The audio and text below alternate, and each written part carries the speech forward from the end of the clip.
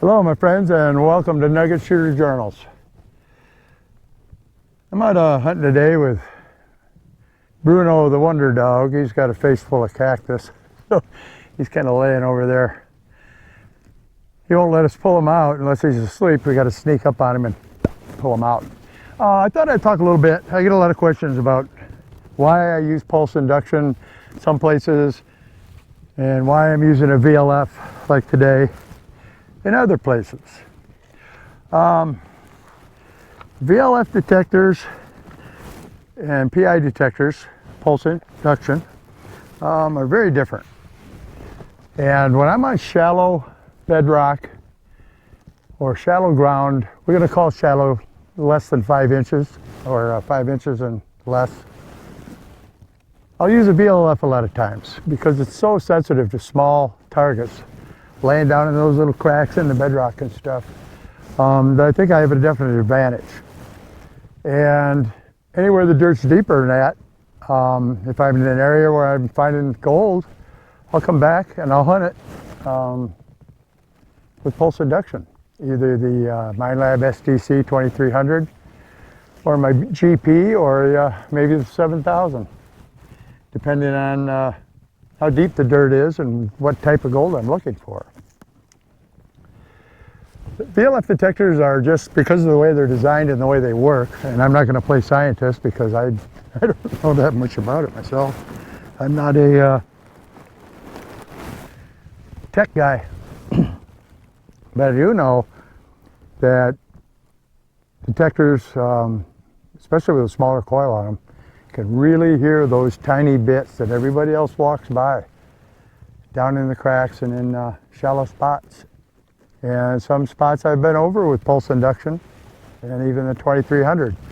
And I can go back with a good high-end VLF machine like Goldbug 2 or MineLab Gold Monster, something along those lines, and get gold or miss any other machines. They may not be fancy gold, they may not be big gold, but by golly, it's gold. Hey, and a nugget full or a jar full of nuggets is a jar full of nuggets. That's the way I see it. And they sure are pretty when you got a whole jar full of little ones and you pour them out into a pile. Yeah, they sure are pretty. Now, pulse induction works differently and it'll go a lot deeper. So anytime I'm in ground that is over 5 inches deep, I may hunt it with both machines, but I'm definitely going to use pulse induction in that area. And you can get amazingly deep on a gold nugget with a PI machine, one of the GP series, the GPX, or especially the 7000. And you'll have a lot of choices coil-wise. And when you change the coil on a VLF, you're basically getting more ground coverage and maybe a little less sensitivity between the sizes of the coil, but you're not gaining a lot of depth like you do with pulse induction. When you switch from an 8-inch coil to a, say, a 15 by 12-inch coil on a GPX 5000, that makes a big difference on how deep you're going to hear grams, say a half, or grams, nuggets a half gram and up.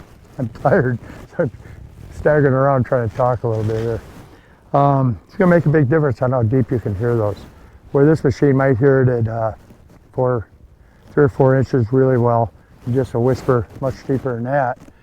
A half gram nugget's easily heard with the pulse induction machine at yeah, probably close to 7 or 8 inches. Something big,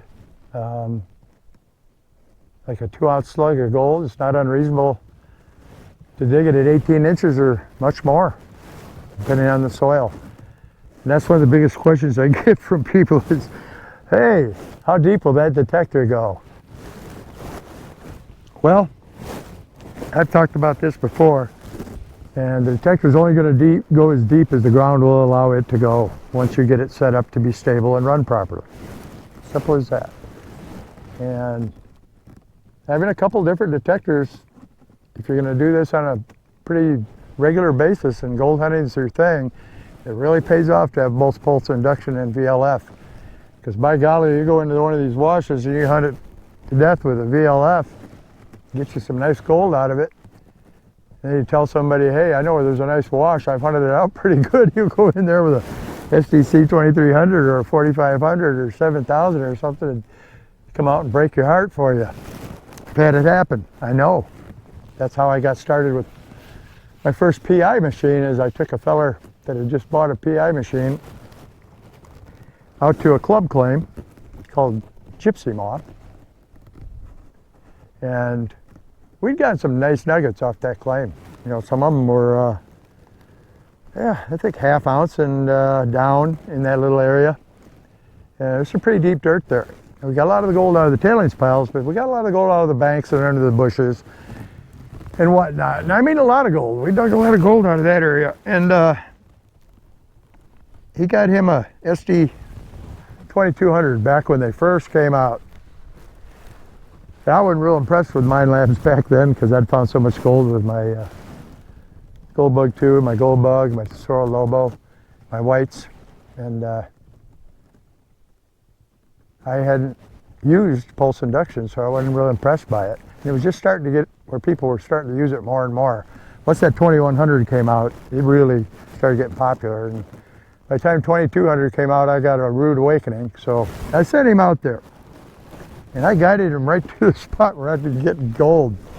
And I told him, look for these two big dirt piles and start hunting. You'll see a lot of tailings piles, and you can tell the old timers worked it pretty hard. Well, he was staying in my trailer court that I managed. And I came into work the next morning, and he come up to the office and said, I want to show you something. I said, oh, yeah, what's that? He had about 1.5 ounce slug of gold that he had dug from, yeah, probably that deep off that claim. And I went back out there with him and we hunted a little bit, and he got another real nice piece. I guess it was about 1/3 of an ounce, but it was down, oh, probably about that deep too. I said, throw it back in the hole, would you? And I went over it every which way but loose with that Gold Bug.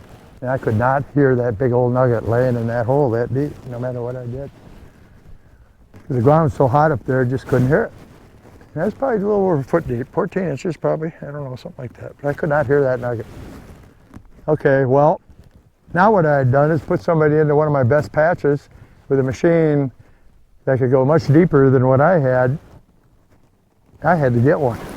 So I looked for one for sale, and I found a guy named Lenny down in Yuma. Had one for sale. I can't remember if I traded him gold for it or if I sold gold and bought it, but I sold some of my gold to get that machine. And man, there was no looking back after that. Pulse Induction is an amazing tool for finding gold. And I recommend you have one if you're going to be doing this on a regular or professional basis. Having both types of machines has some serious advantages. It really does. So, I don't know, I look back on if I would have started with a 2100 a year earlier, when they first, or a 1.5 years earlier maybe. It's a couple years before the 2200 came out, after the 2100. If I would have had one of those, I probably would have had a lot more gold out of here before other people got it with those Pulse Induction machines, because I was too stubborn to get one myself. And I think about any time in this business or this hobby that you start thinking you know too much, or what you got's the absolute best, and close your ears when people are trying to tell you, hey, you need to try one of these things. It's probably a good idea to give it a try. Otherwise, you might be passing up a pretty good chance at some gold. So, basically, I hunt shallow ground with VLFs, and you can struggle with the hot rocks. If the hot rocks are too bad, I'll use my 2300 because it'll hear really tiny gold too, and really good depth, better depth than this machine, but it won't hear the real tiny stuff at a better depth than this machine. So for me, it takes several machines to really work an area properly. And for a guy that just wants one machine that's going to do it all, well, there isn't one, but you can pick the type of area you're going to be hunting and what you plan on doing, and start out with a good lower end machine, VLF or something like that. And if you think nugget hunting's for you, then maybe step up to one of the more expensive machines. Remember, it doesn't matter how good the machine you have is. If you don't get that machine over a gold nugget, you're not going to find it. Absolutely simple as that. And I walked up that side gulch a little while ago and got a nice little piece. I got a piece out of this wash where we're having a little chat here. So anyway, I'm going to go back to the buggy and we're going to drive on home, and it's Sunday, so I'm going to watch some football. And until next time, if you like these videos and you want to go on some more of these trips, like, subscribe, and ring that little bell. And I have a Patreon page too. It's pretty cool. And we actually do some private outings over there and stuff. There's a link to that, or a button, up there on my main page. Kind of neat. And a little more private over there or something, if you say. A lot of times I can't get the things on YouTube as quick as I can over there. It's a smaller pile of stuff to read. And I really couldn't do this without you all, man. I really appreciate you watching these videos, and until next time, Nugget Shooter out.